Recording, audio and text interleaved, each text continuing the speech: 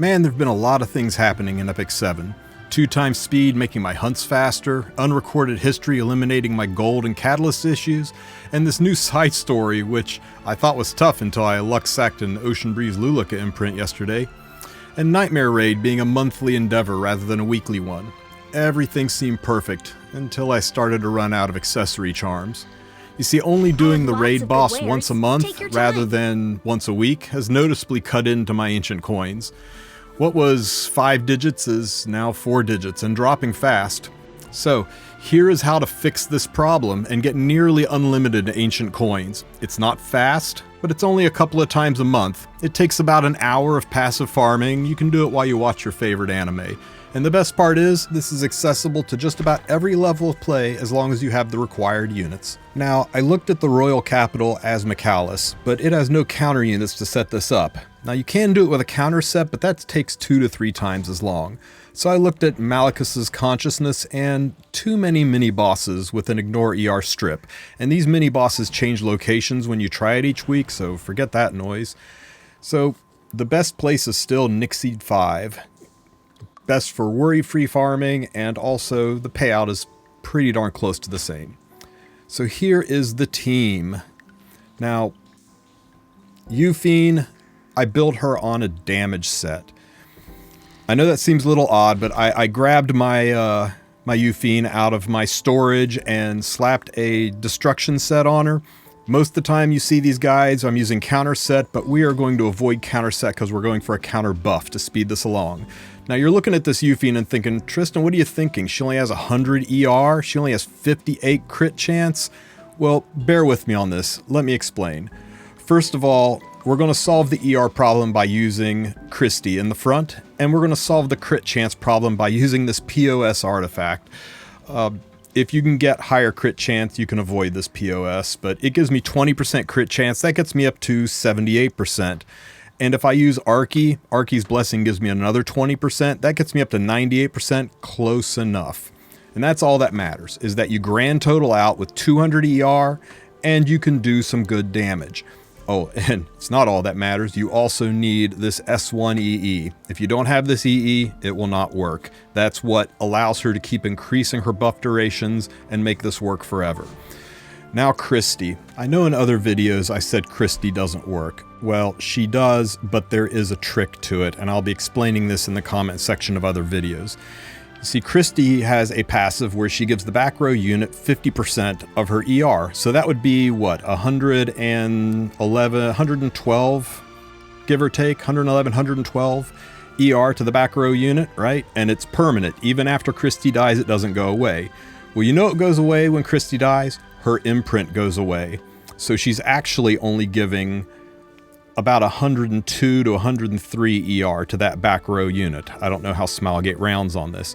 So when you're doing the calculation, make sure you don't count her self-imprint, because when she dies, the imprint goes away and you're no longer feeding that to the back row. But that gives me 102 ER to the back row, and that gets my Euphine to 200%. That's all that I need. Second unit I'm going to use is Shooting Star Hades. I'm using her because she gives the immortality buff. If you do not have Shooting Star Hades, you can pull this off with Crimson Armin. Her gold shield is every bit as good as Shooting Star Hades immortality, but you may want to find a way to get a healer on the team if you go that route, just to help with survivability while you set this up.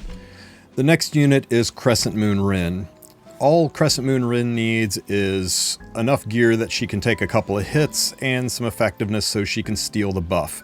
A little bit of speed so she can cycle her turns. Really, she just needs 6 pieces of gear. If you don't have Crescent Moon Rin, you could probably use Rimuru for this job as well.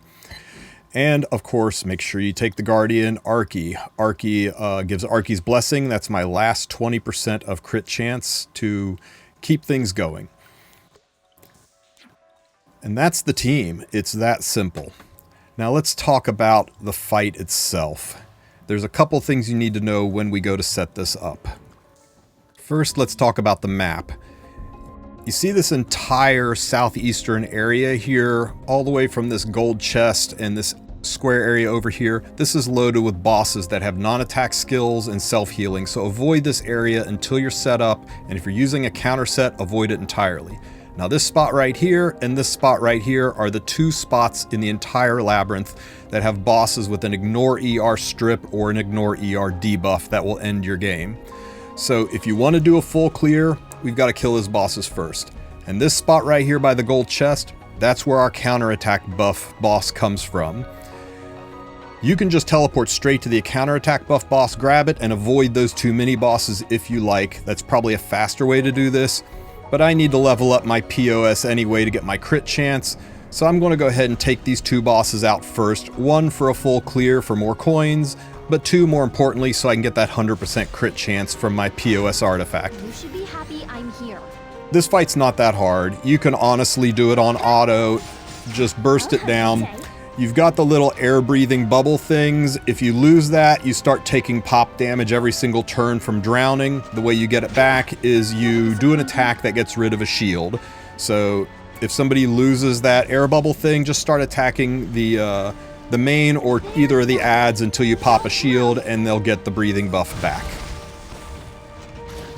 Now because of that fight, I've got my POS leveled up to 5, so I'm halfway to max crit. First mini boss, that's a problem, is down. The second mini boss, there's a couple of minor fights in the way. Just turn on auto and power through them. There's not a lot to these first two fights.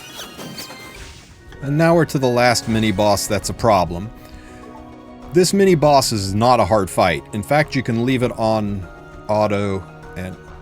Hey, guys, wake up. You're running into trash. There we go.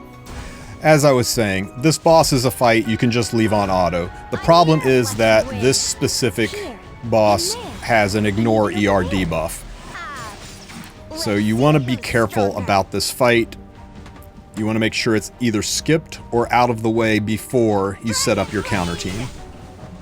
I had a beautiful screenshot of this boss debuffing Christy. You know, Christy up front with 220 some odd ER. Yeah, stuck a debuff on her, so trust me.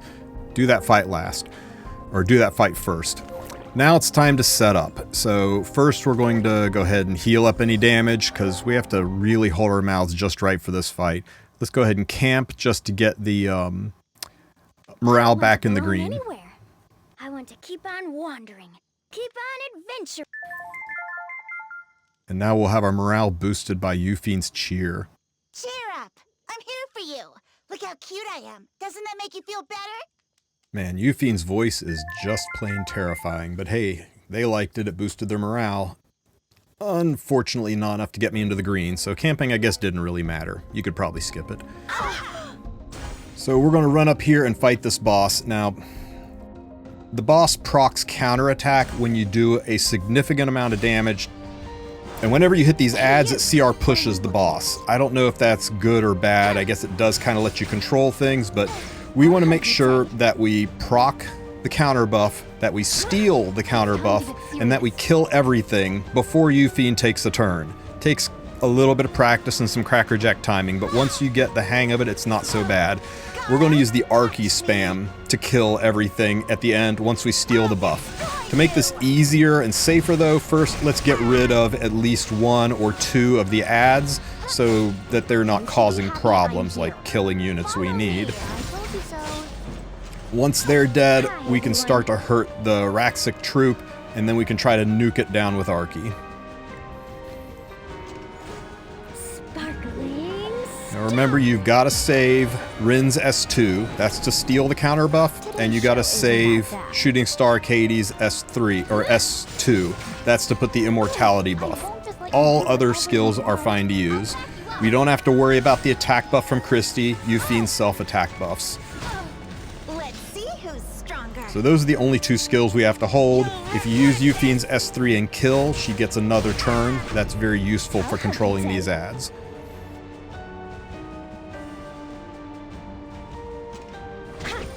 This will be unforgettable. Don't disappoint me. Okay, we've dished out a decent amount of damage. We're going to start chipping down the Raxic troop. We need to make sure it's hurt bad enough that we can push it in. Now, with an S3 from Yufien, that should definitely do it. That little front ad is hurt so bad, Arky will easily kill it. So we'll focus on the Raxic troop. holding our immortality skill until after we steal the counterattack buff. Are you ignoring my warning? Today's show isn't that bad.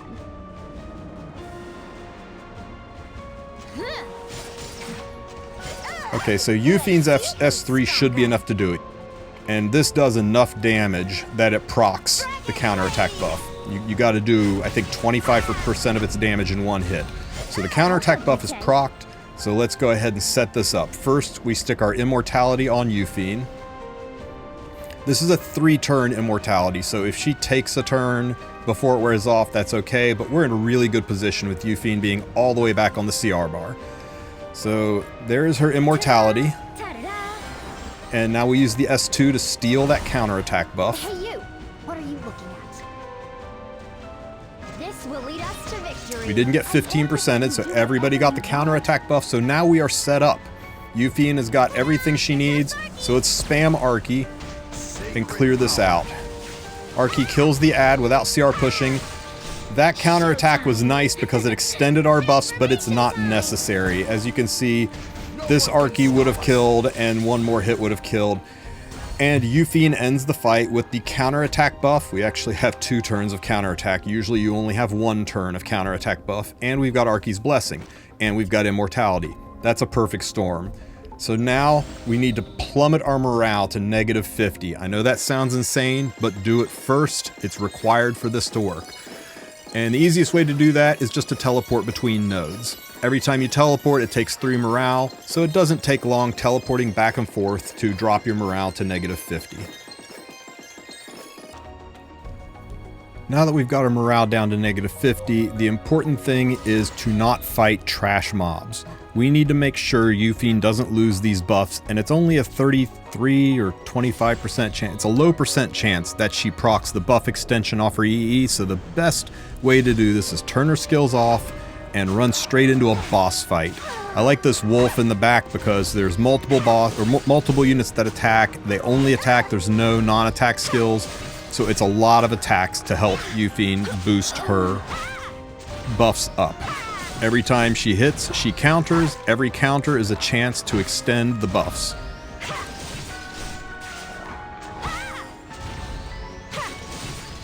So we're at 3 currently. And now we're up to 4. Now we skip to the end of the fight, and I ended with my skills at +6. I don't feel confident with +6. I'd like to see him at +9, so I go fish for another boss to fight. I figure this one in the corner down here works just as good as any other. This is a mushroom fight. When you fight this one, don't panic. When you kill the mushroom, it keeps coming back to life, or it detonates and keeps coming back to life. First I thought, oh god, I'm trapped here. But after it detonates 4 or 5 times, then it doesn't come back to life. So you'll eventually clear through this pretty quickly. Now, surprisingly, as long as this fight was, I ended the fight with only 8 buffs. I only got 2 additional buffs from this fight.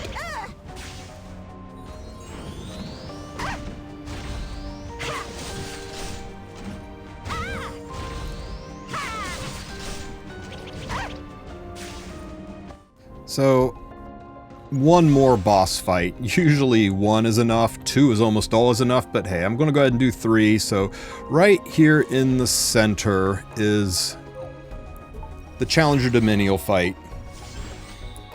Another very straightforward, she only S1s and S2s. The non-attack skills are a little annoying, but she has enough health that this fight should get you all the way up to +9. My skills are at +7 now, or my counter is at +7. That's always looking at the lowest. There's +8. Another +8. 1 more proc. Come on, do a thing. And there we are, 9s across the board. And now we just finished this fight. It's easy from here on out. The easiest way I think to do it is teleport back to the very start, where you entered the fight, right here, and then just follow the path. Chew through all the bosses, follow the path as it goes. When you get to a silver teleporter, take the silver teleporter. Occasionally, you're going to have to look at the map and backtrack and clean up a couple of spots that you missed, but there's nothing else left in this entire floor that poses a threat. You just leave it on auto the entire time.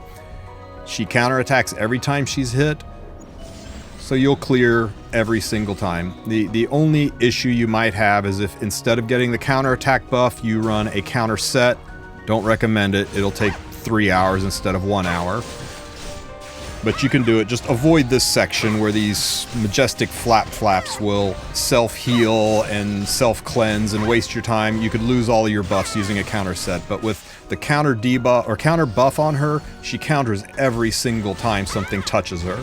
And if she's strong enough to one-shot things, you'll chew through this very quick. The entire labyrinth took me just over an hour, like an hour and 5 minutes, and it would have been less if I skipped those mini bosses, the setup at the start. But that's literally all it is. Once you feel like you're done, take a peek at the map, look everywhere, make sure you didn't miss anything. You should see all the dots lit up. Once you've cleared it all, head to any portal and exit.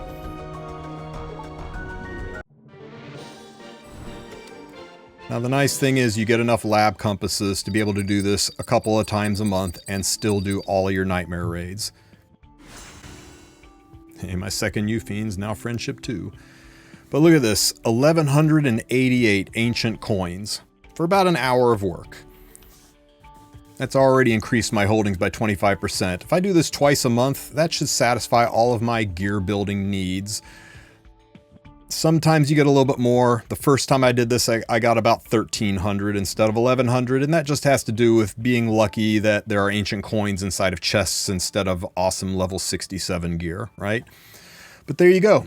I hope this guide helps you out. I hope this gets you all the ancient coins you need to level all of your accessories. If you have any questions, ask them in the comments section. And as always, like and subscribe. Have a great one, everybody.